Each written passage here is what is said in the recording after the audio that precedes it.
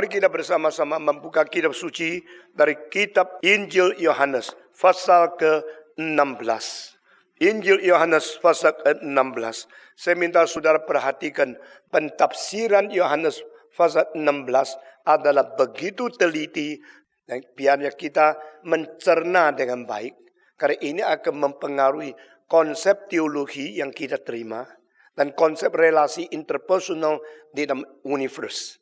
Di dalam seluruh alam semesta, sehingga menjadikan sesuatu tonggak yang penting di dalam pembentukan pikiran teologi kita sebagai orang reform yang Tuhan kasihi.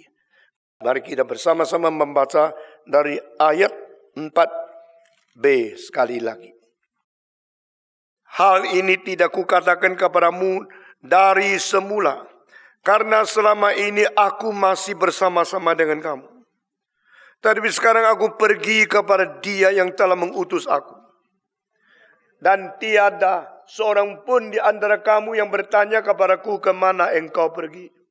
Tetapi karena aku mengatakan hal itu kepadamu, sebab itu hatimu berduka cita. Namun benar yang kukatakan ini kepadamu adalah lebih berguna bagi kamu jika aku pergi, sebab jikalau aku tidak pergi, penghibur itu tidak akan datang kepadamu. Tetapi jikalau aku pergi, aku akan mengutus dia kepadamu. Dan kalau ia datang, ia akan menginsyafkan dunia akan dosa, kebenaran, dan penghakiman. Akan dosa karena mereka tetap tidak percaya kepadaku. Akan kebenaran karena aku pergi kepada Bapa dan kamu tidak lagi melihat aku. Akan penghakiman karena penguasa dunia ini telah dihukum. Saudara-saudara, bagian dengan kalimat-kalimat seperti ini bukan saja tidak pernah muncul di dalam Injil-Injil yang lain, tidak pernah muncul lagi di dalam seluruh perjanjian baru, juga tidak pernah muncul di dalam buku, kitab, apapun di dalam seluruh sejarah. Ini adalah ayat-ayat yang khusus Tuhan berikan sebelum dia pergi. Sebelum meninggalkan periode inkarnasi. Kembali ke tempat Bapa, dia memberikan perturunan kepada murid-muridnya. Aku dulu tidak katakan ini kepadamu, tapi sekarang aku katakan. Karena selama ini saya berserta dengan engkau. Tetapi aku akan pergi, engkau tidak akan melihat aku lagi, engkau akan menjadi duka cita. Saudara-saudara, penyertaan Tuhan dalam sejarah itu satu konkret cinta Tuhan dan hadirnya Tuhan di tengah-tengah umat manusia. Ini ada benar-benar wujudnya yang disebut Immanuel, God with us. Allah beserta kita. Allah di tengah-tengah kita. Bahkan Allah sendiri berdaging dan darah hidup di tengah-tengah umat manusia. Bisa dijamah dengan tangan, bisa dilihat dengan mata, bisa didengar dengan telinga. Seperti apa yang dikatakan Yohanes pada waktu menulis 1 Yohanes pasal 1. Kami sekarang memberitakan kepadamu firman mengenai hidup yang pernah kami lihat dengan mata sendiri. Yang pernah kami jamah dengan tangan sendiri. Yang pernah kami dengar dengan telinga kami sendiri. Di dalam aslinya yang pernah kami lihat dengan mata sendiri. Bukan what we ever see, but gaze. Apa bedanya see dengan gaze? See yaitu melihat sepintas lalu. Gaze yaitu memperhatikan, mensoroti, dan meninjau dia dengan sesuatu pengertian yang sangat-sangat mau mengerti. Saudara-saudara, we have gazed him, we have heard from him, and we have touched him personally. Jadi daging. Yesus Kristus yang firman menjadi daging. Yesus Kristus yang Allah menjadi manusia. Yesus Kristus yang berada di dalam bentuk seperti kita berdaging dan darah. Di dalam tubuh yang bersifat materi. Itu hidup di tengah-tengah kita. The true God become the true man. The absolute God come to the relative world. The eternal God penetrate into the temporality. The invisible God becomes visible. Ini satu keajaiban yang luar biasa. Tetapi ini tidak lama. Karena 33 tahun setengah berhentilah Immanuel yang kelihatan. Berhentilah penyertaan yang bersifat datangnya tubuh. Berhentilah pergaulan antara sesuatu pegangan tangan manusia dengan manusia. Yesus tidak akan terus di sini. Dia mengatakan, aku belum pernah mengatakan kepada kamu. Dulu aku tidak berkata kepadamu, karena aku berada beserta dengan engkau secara sendiri. Tapi sekarang aku berkata kepadamu, nah engkau akan menjadi duka cita. Engkau akan menjadi susah, sedih. Karena tidak lama lagi, engkau tidak akan melihat aku. Dan pada waktu Yesus pergi, itu satu tragedi, satu kesedihan. Karena yang ditinggalkan akan dianiaya. Pada waktu Yesus masih ada, mereka boleh datang berkumpul. Ada seorang Tuhan yang menyertai, mengelilingi, memproteksi mereka. Dan pada waktu Yesus pergi, tidak ada lagi Tuhan yang berada di tengah. Kita akan menjadi anak piatu yang dibuang, yang ditinggalkan, lalu dianiaya, diejek, disalibkan, dikoyak-koyak, difitnah, diumpat, dimasukkan penjara, dan kita akan menjadi sampah yang dibuang dari masyarakat. Yesus mengatakan, I never told you about this because I was with you, but I'm going now. When I go, you will be grieving. You will be very sad. Engkau akan menjadi sedih, berduka cita karena aku pergi. Tetapi dengan sesungguhnya aku berkata kepadamu, itu baik untuk kamu. Kalau aku berada di tengah-tengah kamu, engkau pasti menikmati. Tapi lebih baik aku berada di tengah kamu, hanya dimiliki monopoli oleh 11 orang ini. Atau aku pergi lalu kirim Roh Kudus, akhirnya menyertai kepada ratusan juta manusia. Baik mana? Orang yang suka melihat sesuatu yang konkret lebih senang Yesus sendiri ada di sini. Dari orang yang mengerti kehendak Tuhan, mengetahui lebih baik Yesus Kristus ke surga, lalu mengutus Roh Kudus. Nah, saudara dengar kalimat di bawah ini, yang diutus adalah Allah, yang utus juga adalah Allah. Yang utus adalah Allah, yang sementara sekarang adalah daging. Yang diutus adalah Allah yang tidak bersifat daging, bersifat rohani yang tidak terbatas, tapi belum datang. I'm going to send him to you. Send the Holy Spirit, the Comforter. Send the Parakletos to give you comfort, to zeal in your heart, and to make you strengthened, and make you powerful to preach my gospel. Ini semua keajaiban yang luar biasa. Saya berkali-kali berkata kepada saudara, fase 14, 15, 16 adalah janji dikirimnya Roh Kudus oleh Allah sendiri. Berarti pribadi kedua, berjanji mengirim pribadi ketiga. I will send another comforter. I will send another person in the Godhead, the Trinity, the Triune God. Now the second God foretell the coming of the third person of God. Pribadi kedua membicarakan terlebih dahulu tentang kedatangan pribadi ketiga. Nah, ini berlainan dengan semua nabi. Semua nabi membicarakan tentang Roh Kudus adalah manusia berbicara tentang Allah. Tapi pada waktu Yesus Kristus bicara tentang Roh Kudus adalah Allah bicara tentang Allah. Maka 14, 15, 16 pneumatologi, doktrin Roh Kudus yang ada di dalam 3 fasan ini adalah lebih penting dan mutunya lebih tinggi daripada semua pembicaraan tentang Roh Kudus dari semua nabi-nabi yang lain. Karena semua nabi hanyalah manusia, mereka diberikan gerakan oleh Roh Kudus. Lalu mereka memberikan nubuat tentang Roh Kudus akan datang. Roh Kudus menggerakkan manusia, membicara dengan Roh Kudus yang akan datang. Tapi di sini adalah Allah sendiri, pribadi kedua, membicarakan tentang kedatangan pribadi ketiga. Saya harap ibu bisa membedakan dan bisa mengerti introduksi yang sangat penting ini.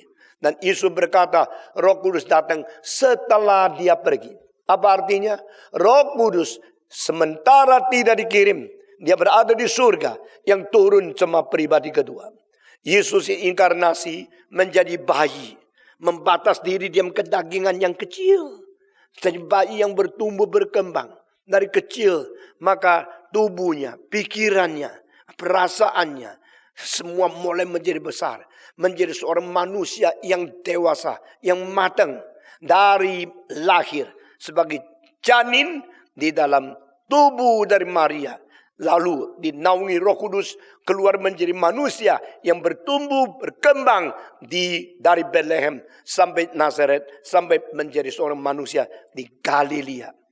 Maka sukanya manusia kepada dia, sukanya Allah kepada dia, perkembangan daripada tubuhnya, perkembangan daripada bijaksana jiwanya, terus bertumbuh. Dia menjadi manusia yang sempurna, yang utuh. Firman menjadi daging. Allah inkarnasi di dalam diri manusia. Dan Yesus Kristus, setelah dia bertumbuh, dia menjadi manusia, dia menyatakan kuasa ilahi yang tidak mungkin ada pada siapapun yang pernah hidup di dalam dunia. Tidak pernah ada nabi yang berkata-kata seperti dia. Tidak pernah ada nabi yang melakukan mujizat dengan kuasa seperti dia. Dia membuka mata orang yang buta. Dia mencelikkan telinga orang yang tuli. Dia melonggarkan mulut mereka yang bisu. Dan dia membangkitkan orang yang timpang. Dan dia menghidupkan kembali orang yang sudah mati, sudah dikuburkan. Ini semua adalah gejala sifat ilahi yang berada di dalam diri tubuh Kristus, yang adalah Kristus, Mesias, yang adalah Allah beserta dengan manusia. Saudara-saudara sekalian, Yesus Kristus setelah 3,5 tahun berada dengan mereka, dia berkhotbah tentang kerajaan Allah. Dia membicarakan tentang kerajaan surga. Dia bukan bicara tentang kerajaan di dunia ini. Dia tidak berbicara menyangkut politik-politik. Dia menyangkut yang melampaui politik. Politik di atas politik. Kerajaan di atas kerajaan. Kuasa ilahi di atas kuasa kaisar.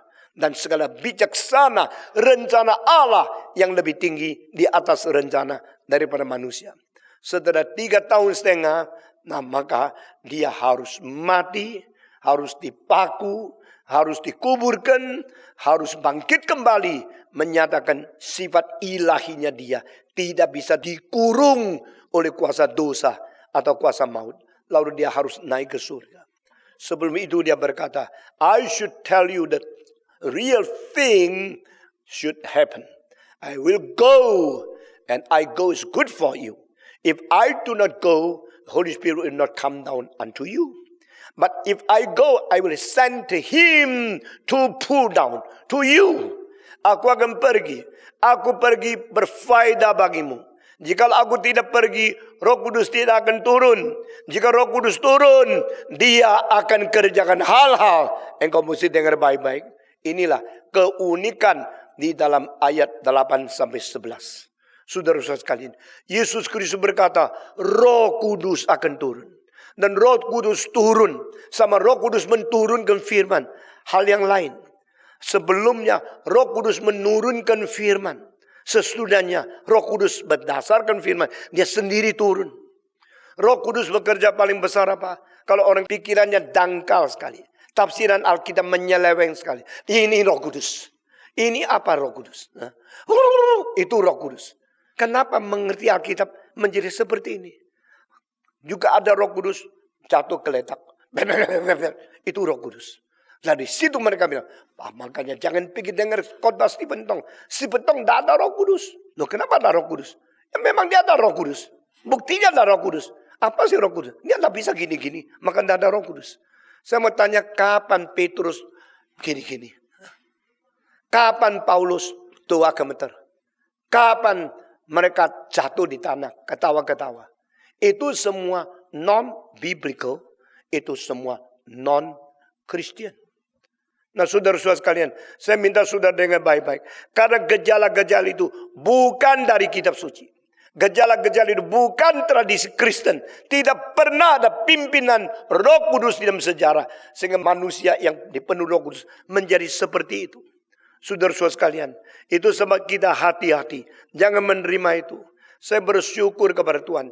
Melalui adanya TV sekarang ditayangkan. Dan melalui adanya TV stasiun kabel yang sudah boleh beredar. Dan melalui kaset-kaset yang paling banyak diedarkan di Indonesia. Dan melalui Kapin, banyak orang mulai sadar. Ternyata Stephen Tong bukan tidak Roh Kudus. Yang dikhotbahkan benar. Dia menggugah kita mengerti firman Tuhan. Kenapa tidak Roh Kudus? Jadi selama ini 30 tahun kalimat-kalimat serangan Roh Kudus tidak ada pada Stephen Tong. Stephen Tong tidak mempunyai Roh Kudus. Itu hanya merupakan salah ngerti, fitnah, atau karena iri hati saja. Saya tidak usah membela diri. Tapi Tuhan telah membuat balik situasi seluruh Indonesia mulai melihat kembali apa pekerjaan firman, apa pekerjaan Roh Kudus. Pekerjaan Roh Kudus yang paling besar adalah membawa firman dari surga ke bumi. Bumi yang tadinya dicipta oleh Tuhan hanya materi. Sekarang ada manusia yang dicipta menurut peta teladan Tuhan. Boleh memakai firman untuk mengukur. Untuk mengerti bagaimana kita hubungan dengan materi. Bagaimana kita mempunyai worldview. Bagaimana kita bisa mengukur, menilai. Dan bisa mengutilize seluruh alam semesta sesuai prinsip Alkitab. Kalau tidak firman manusia hidup tidak sama, tidak beda dengan binatang. Kalau tidak firman kita akan berfoya-foya, kita hambur-hamburkan waktu, kita akan sia-siakan hidup kita. Tapi ada firman, ada kompas. Ada firman, ada direksi. Ada firman, ada prinsip. Ada firman, ada intisari. Ada firman, kita ada bobot hidup dan kompas itu mengarahkan mesti begini. Tidak boleh begitu. Berbahagialah orang yang mempunyai firman. Saudara-saudara, semua agama mengatakan mereka mempunyai kebenarannya. Kebenaran-kebenaran mereka itu dibikin oleh manusia. Dirasakan oleh otak.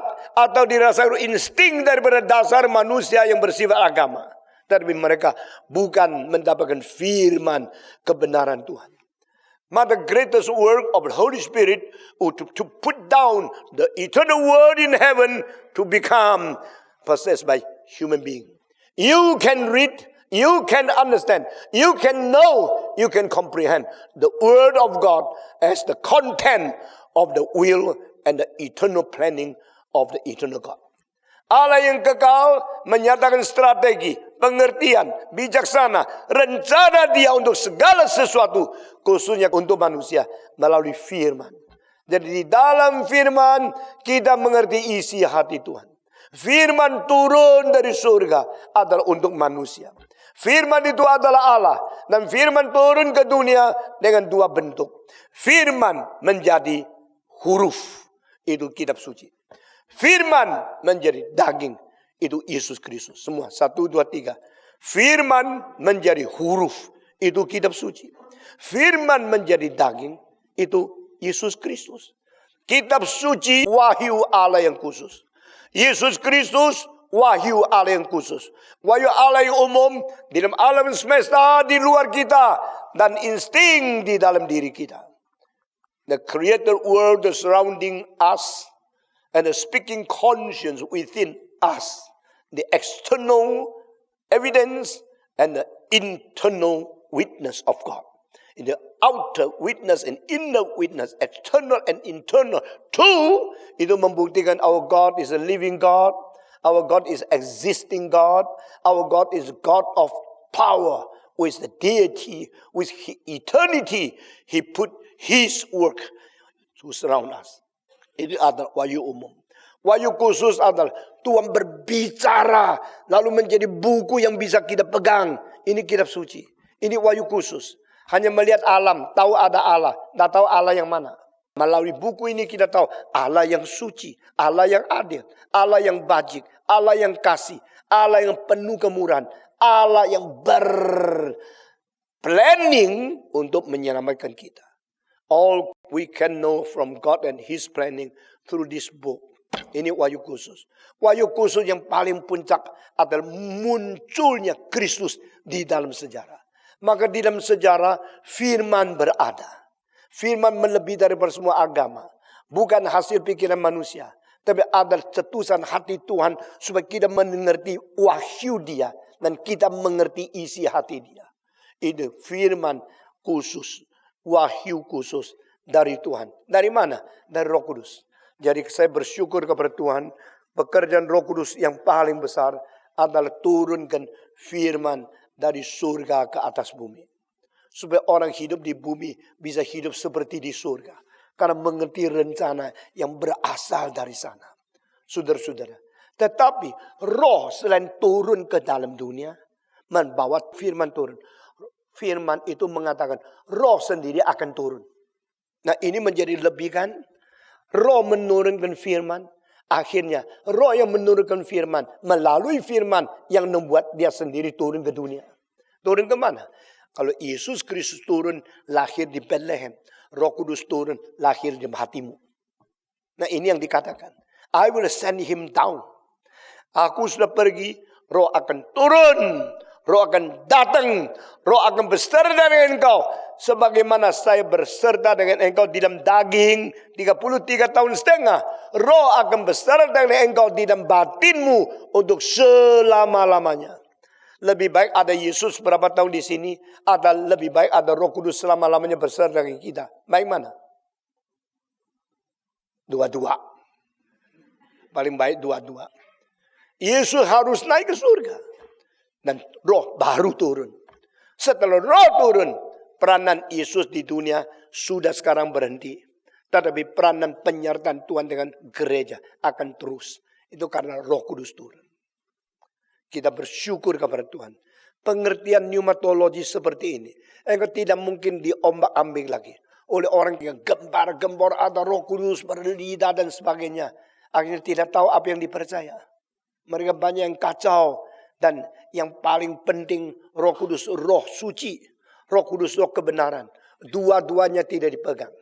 Hidup suci tidak ada. Kebenaran yang tidak ada. Yang ada cuma gejala-gejala. Bisa bergaya seperti ini. Bisa menyembuhkan orang sakit. Dan Yesus justru berkata, engkau pernah menyembuhkan orang sakit? Engkau pernah bernubuat? Engkau pernah melakukan mujizat? Engkau pernah mengusir setan? Saya berkata, aku belum pernah mengenal engkau. Saudara lihat tidak berapa dahsyat kontrasnya. Berapa menakutkan penghakiman Kristus pada akhir. Kepada mereka yang katanya demi nama Yesus bisa bernubuat. Demi nama Yesus bisa menyembuhkan. Demi nama Yesus bisa usir setan. Demi nama Yesus bisa melakukan mujizat. I never known you. I've never known you. Be gone you. Pergi daripadaku. Kamu yang berbuat jahat. Saudara-saudara, kalau engkau mengerti kitab suci tuntutan berapa tinggi, engkau baru tahu berapa dangkal, engkau mengerti firman Tuhan. Saya melihat banyak orang Kristen kasihan. Setiap minggu ikut gereja, lalu pakai nasi, pakai jas. Kelihatan cinta Tuhan, kelihatan Kristen. Tapi banyak yang akan menerima kalimat Tuhan. Aku tidak pernah mengenal kamu. Saya harap gereja ini bukan demikian. Saya tidak bisa jamin orang masuk gereja di sini semua diselamatkan. Sama saya harap banyak orang diselamatkan di dalam gereja ini. Karena apa? Karena tidak gampang masuk ke dalam pintu yang sempit. Jalan yang kecil. Karena yang menemukan itu tidak banyak. Jangan kira semua orang menyatakan diri Tuhan, Tuhan diselamatkan. Hanya mereka melakukan kehendak Tuhan. Melakukan berarti ekspresi hidupmu. Engkau sudah melaksanakan. Berbuah. Kita bukan ngomong tok. Bukan pikir. Bukan imajinasi. Bukan berkhayalan. Tapi melaksanakan kehendak Tuhan. Saudara-saudara. Kiranya Tuhan memberikan kesadaran kepada kita. Dan Yesus berkata. Kalimat-kalimat di bawah ini. Ini mungkin perlu 3 kali khotbah atau lebih. Baru kita bisa meresap seluruh yang saya katakan. Tidak ada komentari bicara ayat ini. Lebih jelas, lebih teliti daripada mimbar Reform Injili di dalam KRI. Saudara-saudara, when he comes, waktu Roh Kudus datang, dia akan menginsyafkan manusia tentang dosa, tentang kebenaran, dan tentang penghakiman. Semua. Dia akan menginsyafkan manusia tentang dosa, kebenaran, dan penghakiman. Kita menjelaskan 3 istilah dulu. Ini pekerjaan Roh Kudus yang tidak dicantum di lain tempat. Ini pekerjaan Roh Kudus yang khusus ditulis di sini. When he comes, he will cause you to conscious and to understand and to rebuke yourself about sin, righteousness, and judgment, condemnation. Roh Kudus akan menginsyafkan manusia di dalam 3 hal. Menginsyafkan manusia tentang dosa. Menginsyafkan manusia tentang keadilan, kebenaran. Menginsyafkan manusia tentang penghakiman. Nah saudara, inilah 3 hal yang orang-orang prosperity theologian never talk. Pendeta-pendeta tidak pernah mungkin mau khotbah tentang hal ini. Inilah khotbah yang tidak disukai oleh orang lain. Berapa bicara tentang dosa? Berapa bicara tentang penghakiman? Mengapa bicara tentang keadilan? Bicara tentang sukses, bicara tentang sembuh, bicara tentang dapat berkat, dapat lotre, dapat kelancaran, dapat kemakmuran, kesuksesan. Itu menarik orang. Saudara, setiap minggu puluhan ribu yang datang mendengar khotbah. Tapi dengar apa? Telinga yang baik berpasang kepada khotbah yang salah. Saudara, di dunia ini ada 2 hal yang sangat saya kesal. Mulut yang benar tidak mendapat kuping yang benar. Kedua, kuping yang benar tidak mendapat lidah yang benar.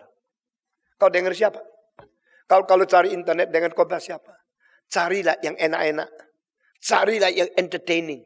Carilah yang bikin gairah, engkau mau lebih kaya lagi. Kalau berdoa, doalah seperti Yabes. Bikin saya lebih kaya, lebih lancar, lebih sukses, lebih berkembang. Jadi yang penting itu saya. Saudara tahu tidak, doa Bapa kami seluruhnya cuma 1 kali kami. Yang minta untuk diri itu cuma 1. Berilah kami makanan secukupnya. Sesudah itu ampuni dosa kami. Seperti kami sudah mengampuni mereka yang bersalah kepada kami. Si aku tidak ada tempat. Di situ si aku harus taat kepada Tuhan. Harus melaksanakan seperti apa yang Tuhan sudah laksanakan atas dirimu.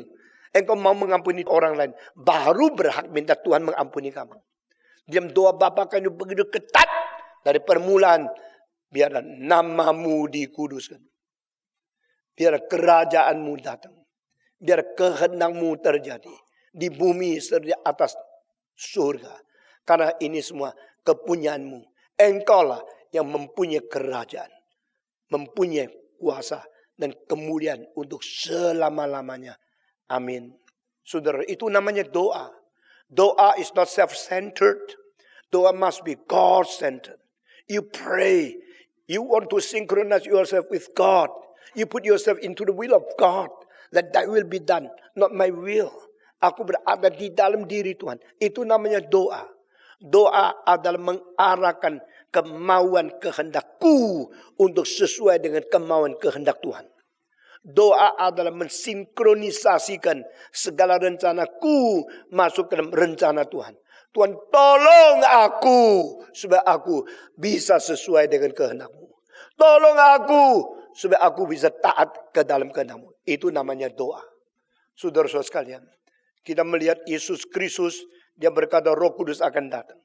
Waktu dia datang, dia akan menginsyafkan kita. Atau mengakibatkan kita insyaf dan menegur diri. Nah ini terjemahan Tionghoa terlalu sempurna. Atau lebih panjang dari yang lain. 他来了，叫人为罪、为义、为审判，自己责备自己。Dia datang akan mengakibatkan manusia sendiri menegur sendiri tentang dosa, tentang keadilan, dan tentang penghakiman. Berarti apa? Saya harus menegur diri saya. Ini dah beres. Ada karena dosa. Karena apa? Karena keadilan. Karena apa? Karena penghakiman. Jadi 3 hal ini. Ada 3 hal yang tidak mungkin muncul di dalam pendeta-pendeta prosperity theology. Mereka yang ingin hatinya hanya berpusat kepada kekayaan, kesuksesan, kemakmuran, kelancaran yang diberikan oleh Tuhan secara bebas. Tidak peduli dosa dan dosa. Mereka tidak akan khotbah seperti ini. Oriented kepada profit manusia. Oriented seluruhnya kepada market. Jadi market orientation. Market oriented self-prosperity.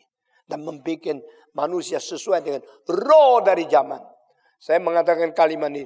Roh zaman ini ada zeitgeist. The spirit of the age. Roh zaman ini ada roh apa? Roh manusia mulai diperkembangkan. Diwujudkan menjadi setara dengan Allah. You are God. You can become God. You should say to yourself, I am God. I can do it. Dengan itu namanya ekstrim daripada positive thinking. Kalau engkau positive thinking, engkau tidak akan loyo. Tidak akan menjadi self-pity. Akan berjuang. Akan berkembang. Nah, memang Banyak orang Kristen yang minim. Orang Kristen yang begitu miskin. Dari dulu tidak tahu bagaimana hidup bisa enak-enak. Akhirnya melalui positive thinking mereka berkembang. Mereka berjuang. Mereka sukses. Lalu kira inilah kekristenan. Tapi kekristenan bukan demikian dangkal diuraikan. Kekristenan yang sejati adalah pikul salib mengikut Tuhan. Perjalanan yang sempit. Nah ini sudah dilupakan oleh banyak orang. Saudara-saudara sekalian. Dan Yesus Kristus berkata, seumur hidup engkau harus berusaha dengan rajin masuk ke dalam kerajaan Allah. Ini adalah all the time. As long as you are Christian, you every moment, anytime, you force yourself, struggle yourself to enter into the kingdom of God. Saudara-saudara sekalian, Yesus berkata Roh Kudus datang akan mengakibatkan manusia menegur diri. Saudara-saudara, sebelum engkau pernah mulai menegur diri, engkau hidup apa? Menikmati diri. You enjoy yourself. Your self-respect, self-esteem, self-enjoyment is the center of your life. Saya rasa diri saya baik. Saya menikmati hidup saya. Saya sangat respect dan saya enjoy cara saya hidup. Karena semua semau saya. Apa yang saya mau, saya laksanakan. Apa yang saya inginkan, saya kerjakan. Apa yang saya mau, saya kejar, saya cari, saya mendapatkan. You get what you want. You achieve what you like. You practice and realize what you dream. Do you think that is successful life? You realize your dream, but you do not realize God's planning. Inilah bedanya Kristen dan tidak Kristen. Orang tidak Kristen berusaha menjadi orang sukses di dunia, dikagumi, direspek, dan diiri oleh banyak orang karena dia mempunyai kesuksesan dunia. Itu adalah kesuksesan yang akhirnya tidak ada satu yang bisa bawa masuk ke dalam kerajaan Allah. Itulah kesuksesan. Akhirnya akan dibuang. Lalu engkau sendiri miskin masuk kuburan. Saudara-saudara, itu bukan kesuksesan yang sesungguhnya. Kesuksesan yang sesungguhnya adalah you bisa mengembalikan kemuliaan sebanyak kepada Tuhan. Dan bisa menjadi saluran berkat sebanyak kepada orang lain. Lalu waktu engkau pergi, you hold nothing from this world, but you richly enter into heaven. Itu kesungguhan, kesuksesan manusia. Definisi ini dipikir dengan baik, saudara-saudara. Berbeda sekali. Orang kaya raya, setelah waktu dia mati, tidak bisa bawa 1 sen. Lalu dia harus masuk ke dalam lubang kubur. Lalu semua itu menjadi rebutan anaknya berperang satu dengan lain. Itu sukses. Saudara-saudara, kalau saya ada sesuatu, saya boleh tinggalkan oleh anak saya. Tapi sebenarnya saya mengharapkan anak saya jangan menginginkan itu. Kalau mereka menginginkan sesuatu secara materi dari saya, hati mereka belum melihat kepada kerajaan Tuhan Allah. Saudara-saudara, Bill Gates saja mengerti tidak tinggalkan harta untuk anaknya. Tinggalkan niat dan inovasi dan semangat perjuangan untuk anaknya lebih baik. Saya kira itu benar. Ya, dan dia bagaimana mengelola uang untuk membantu orang miskin. Sampai Warren Buffett memberikan bermiliar-miliar dolar supaya dikelola oleh Bill Gates. Karena dia lebih mengerti bagaimana membuat social work lebih baik. Kita harus mengerti secara orang Kristen. Nah saudara-saudara, pada waktu Tuhan mengirim Roh Kudus ke dunia, saya sekarang kembali ke pasal ini. Dia akan menginsiapkan manusia tentang dosa. Oh, gua tahu. Roh Kudus datang berkata, lu berzina lu. Oh ya, saya sadar dosa saya. Lu membunuh. Oh ya, saya salah. Saya berdosa. Dosa zina, dosa bunuh, dosa judi. Justru sama sekali tidak. Waktu Roh Kudus datang, dia akan menyadarkan manusia tentang dosa. Dosa apa? Karena mereka tidak percaya kepada saya. Loh, kok gini ya? Apa hubungan menyadarkan manusia tentang dosa dengan orang itu tidak percaya kepada Yesus Kristus? Lalu menyadarkan engkau, mereka tentang apa? Menyadarkan mereka tentang keadilan. Keadilan, mereka tidak adil. Bukan, karena Yesus pergi kepada Bapa. Loh, apa hubungannya? Jadi ini 3 ayat sangat aneh kan? Saudara rasa aneh enggak? Saudara baca Alkitab pernah aneh terus tidak mau percaya lagi enggak? Pernah aneh terus tidak ngerti terus minder enggak? Atau pernah aneh mulai kritik Alkitab enggak? Kalau engkau lihat ayat itu aneh, engkau bisa menghina kitab suci. Engkau bisa menjadi sombong. Engkau bisa menjadi minder. Kau dah ngerti ya, wah gua terlalu bodoh. Nggak berani tanya. Kalau tanya ketahuan gua bodoh. Jadi datanya kelihatan hebat. Saudara-saudara, reaksimu terhadap kitab suci bagian yang sulit harus dinyatakan. When you got difficulty in reading the Bible, you should manifest yourself. Honestly. Why you don't understand? Let people who understand tell you, guide you, and give the right interpretation to show you. Saudara-saudara. Ini ayat salah satu 3 ayat yang paling sulit. Roh Kudus menegur dosa karena orang tidak percaya sama Tuhan. Tidak percaya sama Tuhan. Dosa apa? Kalau saya tidak mau Yesus, kebebasan agama kan? Ya kan? Kebebasan beragama kan? Kalau saya tidak mau Yesus, kenapa tidak boleh? Kalau saya tidak mau Yesus, kebebasan saya kan? Kenapa itu namanya dosa? Kalau gini Roh Kudus tidak masuk akal dong. Kenapa katanya Roh Kudus datang menyadarkan orang tentang dosa, tentang keadilan, tentang penghakiman, tentang dosa. Karena mereka tidak percaya kepada aku. Wah, Yesus begitu diktator. Begitu tidak ada alasan. Tidak logis. Begitu tidak rasional. Yesus dalam mengatakan kalimat yang sama sekali tidak bisa diterima. Don't you know this is the time, this is the age of the freedom in religion. I can choose according to my will. Yesus mengatakan, Tuhan, Roh Kudus akan bikin kamu mengerti. Engkau berdosa karena engkau tidak percaya kabarku. Waduh, berantakan ini. Yesus ternyata diktator, tidak logis, unreasonable. Ini sangat cilaka. Yesus di dunia ini menjadi pengacau di dalam menghina kebebasan manusia beragama. Why? Why? Because I don't believe in you. So I will be called a sinner. Why you rebuke of my sin? Simply because I don't believe in you. Ini tidak masuk akal kan? Nah, hari ini kalau bisa saya jelaskan sedikit dari bagian ini. Minggu depan saya akan teruskan. Dan ini berapa ayat penting luar biasa. Karena di sini yang dikatakan bukan khotbah biasa. Bukan ajaran agama yang gampang diterima. Bukan reasonable teachings in the religion. Saudara-saudara. Ini kuncinya lebih besar dari segala sesuatu. Dan kesulitan mengerti begitu besar. Sehingga orang yang tidak mengerti tersandung. Kena batu ini engkau jatuh. Lalu engkau membenci batu ini. Ini yang menyandungkan saya. Padahal ini the master key of everything. Kenapa saya mengatakan ini the master key of everything? Dan di sini Roh Kudus akan mengerjakan satu hal yang tidak mungkin dikerjakan oleh siapapun. Saudara-saudara, seperti Copernican Revolution. Copernicus telah membuat revolusi dan dianggap dia orang gila. Dia anggap dia orang yang tidak mengerti pengertian yang paling dasar. Seluruh dunia tahu matahari putar di bumi. Cuma dia yang mengatakan bumi putar matahari. Yang gila siapa? Jawab. Tidak tahu. Yang gila ya yang tidak tahu itu. Semua orang lihat matahari putar bumi. Copernicus mengatakan tidak, bumi putar matahari. Loh, coba tanya orang lain. Tanya si A, memang betul matahari putar bumi. Tanya si B, memang betul matahari putar bumi. Tanya A sampai Z, Z sampai A lagi, A sampai Z lagi, A, Z. Semua bilang matahari putar bumi. Coba lihat sendiri, coba lihat matahari putar sebenarnya. Kok kamu yang bilang bumi putar matahari? Ini orang gila, saudara-saudara. Justru seluruhnya sudah gila, maka yang tidak gila dianggap orang gila, dia yang gila. Kalau engkau pergi rumah sakit orang gila, semua ketawa kamu karena engkau tidak mau seperti mereka. Ya. Mereka, engkau diam-diam. Lu kan tidak mau ketawa, gila dia.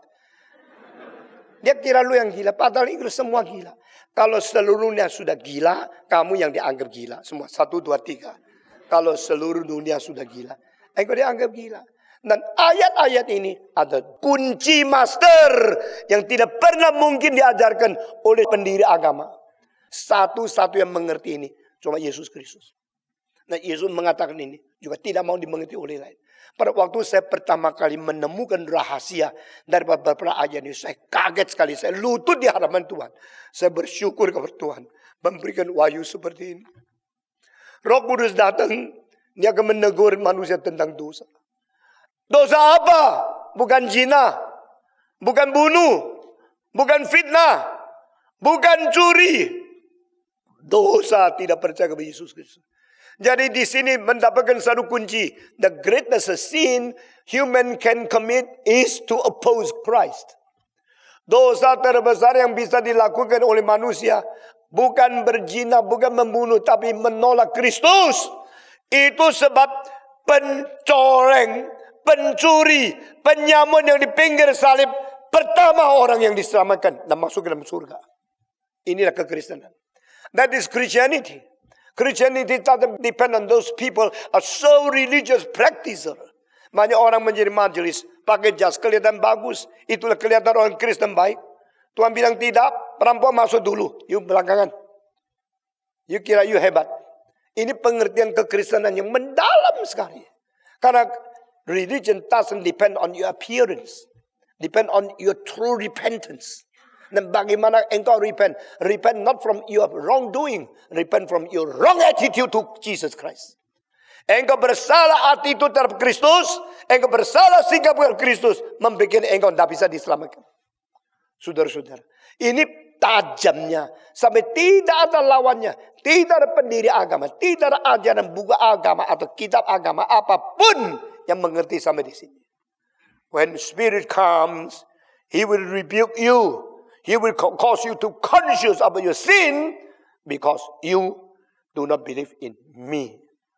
Wah, saya pertama kali lihat, saya tidak ngerti, saya kaget. Sudah tidak ngerti, saya menghina kitab suci. Tidak. Sudah tidak ngerti, saya bilang apa? Tuhan tolong, kasihan sama saya yang begitu bodoh. Berilah pengertian, karena saya mau taat, saya mau takluk kepadamu. Bukalah hati nurhani saya supaya saya mengerti apakah arti sesungguhnya ayat yang begitu besar ini. Saudara-saudara sekalian, tidak percaya menjadi dosa paling besar. Saya mengambil satu contoh. Sekarang orang ini sudah sakit, batuk-batuk, sudah kelas 4 TBC. Kelas 5 namanya kuburan. Setelah kelas 4 naik lagi kelas, turun ke kuburan. Sebelum dia mau mati, dia batuk habis-habis. Seluruh paru-parunya sudah mau pecah, sudah hancur. Sudah kena semua bakteri yang paling kejam, yang paling menakutkan.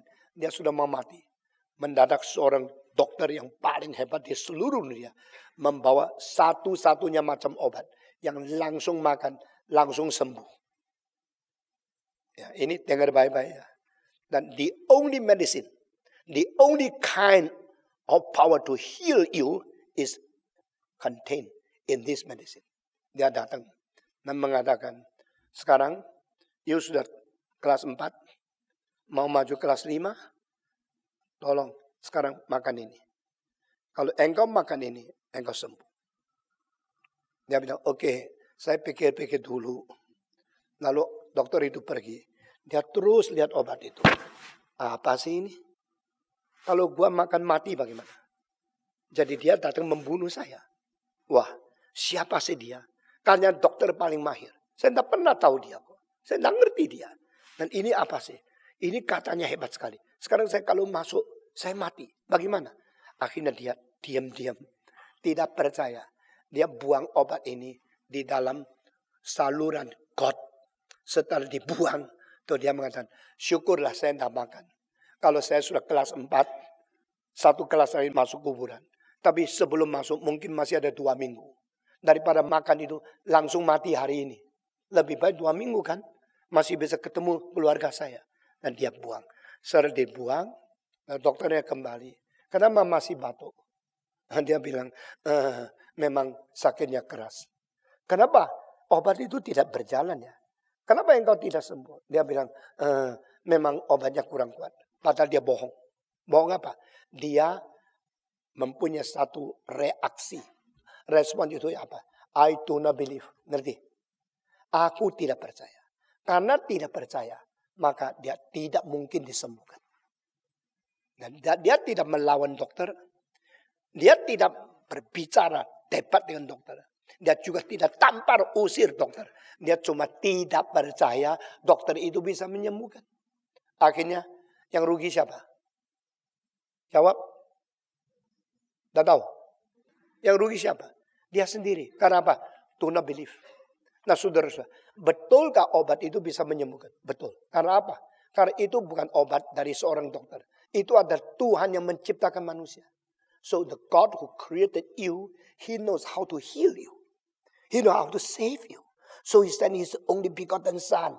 The only begotten Son is sent to sacrifice Himself to die on the cross for you. That's the only way to get rid from the sin. The only way to overcome the power of Satan. Satu-satunya kuasa melampaui, mengalahkan setan, itu berada di dalam darah Yesus Kristus. Itu berada di kematian Kristus. Di atas salib Kristus. Tuhan akan menyatakan kemenangan. Tapi engkau bilang, I don't believe. Jesus is only a mere man. I don't believe who are you. And nothing to do with me. Dan Tuhan berkata, that is the greatest sin. Saudara, contoh satu ini ya. Barang siapa yang tidak percaya kepada Tuhan, itu menjadi dosa terbesar. Karena bukan penyakitmu yang terlalu berat sehingga tidak bisa disembuhkan. Bukan karena kesalahanmu terlalu besar engkau tidak bisa diampuni. Bukan karena teguran hati dan runarimu itu terlalu keras engkau tidak bisa diberi perdamaian. Tapi karena engkau menolak penawaran dari Tuhan. Maka Roh Kudus mengatakan, do you know what is your greatest sin? Committed adultery, or gambling, or you steal, or you talk something lies, or you kill, murder some others. No, all sins can be forgiven. But because you do not believe in Jesus Christ, no, there is no salvation for you. Itu dosa paling besar. Dosa paling besar ada wrong response to God. Dosa paling besar ada reject the only Savior. Dosa paling besar ada you despise the offer of God in His Son. Only begotten Son who died for you. Ini kekristenan. Ini tidak di agama. Tidak ada agama mengerti dosa seperti ini.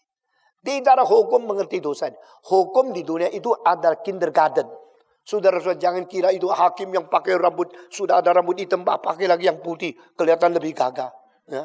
Lalu mereka itu mengikuti tradisi British. Mereka menjadi hakim hebat sekali. Itu orang berdosa itu. Hakim-hakim yang menghakimi orang lain yang berdosa sendiri adalah orang berdosa yang pakai topeng palsu. Hakim-hakim yang bisa mengatakan kamu berdosa sendiri berdosa. Berapa banyak hakim sudah melihat uang matanya langsung hitam jadi putih, putih jadi hitam. Kenapa? Disogok. Kalau hakim pun bisa disogok, hukum bisa dirubah. Apa namanya keadilan? Tidak ada lagi. Saudara-saudara, terlalu banyak yang mengatur orang berdosa. Sendiri ada orang yang lebih pintar berdosa. Ahli hukum adalah ahli-ahli yang belajar hukum, mahir hukum, hafal hukum, akhirnya berdosa dan tidak usah dihukum. Itu namanya ahli hukum. Berkali-kali saya berkhotbah di fakultas hukum. Kau murid-murid, kau student belajar hukum. Cilakalah kamu. Kalau engkau otak penuh dengan pengertian hukum, hatimu tidak takut kepada Tuhan. Engkau anak setan. Saudara-saudara, saya pernah khotbah di satu universitas. Lalu rektornya terus menganggukkan kepala. Karena rektornya seorang Kristen yang baik. Dia percaya yang paling cilaka adalah orang belajar hukum. Tapi tidak mau patuh kepada keadilan Tuhan. Ini penipuan. Dan dosa terbesar bukan berzina. Orang berzina Tuhan ampuni. Dosa terbesar bukan pencuri. Karena perampok itu Tuhan ampuni. Dosa terbesar bukan membunuh. Musa pernah membunuh orang. Tuhan bukan sedang mengampuni dia. Memberikan perintah. Jangan membunuh. Justru melalui Musa. Ini Tuhan bisa memakai orang yang rusak. Dan pada waktu orang berkata, I'm a wretch. I'm a wicked man. I'm saved by Jesus Christ. Itu kejujuran. Dia berapa rusak, berapa berdosa. Lalu bertobat. Itu yang menjadi orang yang bisa menggerakkan orang lain bertobat. Bukan orang yang suci, anak Kristen yang tidak pernah berdosa. Lalu seumur hidup baik. Engkau bukan seperti anak terhilang. Seperti anak terhilang punya kakak. Kakaknya anak terhilang. Tidak salah. Di rumah baik-baik. Maka waktu adiknya balik. Dia benci dia. Kenapa dia kasih sapi? Kenapa dia kasih cincin? Saya kan lebih baik. Saya di rumah tidak pernah berdosa. Oh anakku. Tahu tidak anak ini adikmu adalah yang sudah mati dan bangkit lagi. Yang sudah hilang dan kembali lagi. Masa saya tidak sayang kepada dia?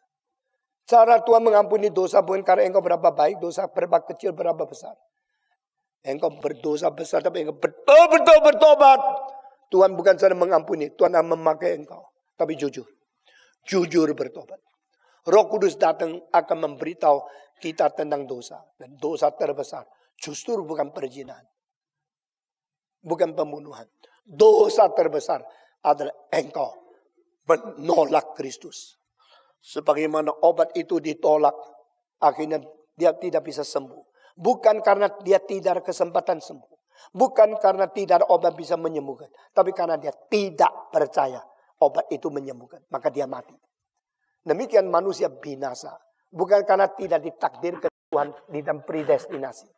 Karena Tuhan tidak predestinasikan saya, maka saya tidak percaya Tuhan. Karena Tuhan tidak memberikan iman, maka saya tidak beriman. Oh, banyak orang kira doktrin dua ini dipegang untuk dimengerti menjadi penyerangan kepada Tuhan. God, because you have never predestinated me. Because you have not given me faith, how can I believe in you? Faith is from you. Predestination is predestined by you. Your planning is not there. I do not have portion in your planning. Salahmu tidak prediksi saya. Salahmu tidak memberikan iman kepada saya. Maka saya tidak percaya kepada engkau. Maka saya tidak percaya karena salahmu. No. Tuhan berkata, engkau reject. Engkau give the wrong response. Engkau oppose the offering of the grace of God. Roh Kudus memberikan penawaran anugerah kepada kita. Jangan tolak. Hati ini kalau roh sudah menggerakkan hatimu, jangan mengeraskan hatimu. Demikian kitab suci. Do not harden your heart when you move by spirit. Do not reject the grace of God when you are given opportunity of the grace. Maukah engkau buka hati untuk Tuhan? Atau engkau menutup pintu bagi Tuhan? Mari kita berdoa. Di dalam surga, kami berterima kasih banyak orang yang kelihatan baik akhirnya ditinggalkan oleh Tuhan. Banyak orang yang rusak total akhirnya diterima oleh Tuhan. Rahasia Injilmu, kebenaran yang tersimpan di dalam keselamatanmu, yang melampaui marifat manusia. Kiranya Tuhan bongkar, buka kepada kami, sehingga kami boleh menerima. Hamba-Mu menyerahkan setiap orang yang hadir di dalam kebaktian ini kepadamu. Kiranya Roh-Mu bekerja menerangi hati kami dan memberikan kesadaran pengertian seperti ini. Sehingga kami mendapatkan kunci master untuk mengerti semua doktrin yang lain di dalam kitab suci. Dan tidak menjadi orang yang menipu diri. Dengar doa kami yang kami panjatkan dalam nama Yesus Kristus, penebus dan juru selamat kami yang hidup. Amin.